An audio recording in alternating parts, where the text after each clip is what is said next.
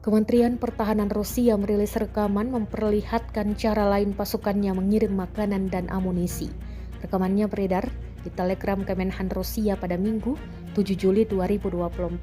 Dalam keterangan unggahan disebutkan pasukan terjun payung dengan ATV mengirimkan makanan dan amunisi ke unit depan di tepi kiri Dnieper. Metode pengiriman ini digunakan ketika kendaraan tidak dapat mencapai posisinya karena tembakan artileri berat dan tingginya aktivitas pesawat tak berawak musuh. Kecepatan dan kemampuan manuver kendaraan bermotor memungkinkan dengan cepat mengatasi area terbuka dan meminimalkan risiko serangan drone musuh. Jelas keterangan unggahan. Rekamannya pun menuai berbagai komentar dari warganet.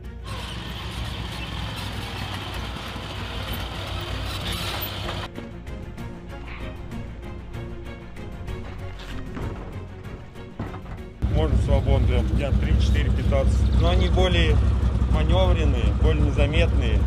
А большая машина поедет, допустим, уграл, то ее сразу уничтожить. За боекомплектом, за припасами тоже везли, короче. У нас бывает время, когда вот коридор определенный, мы возим в определенный момент, когда меньше птичек.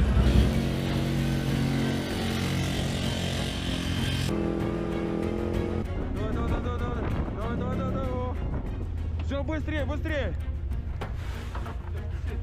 Давай, найти!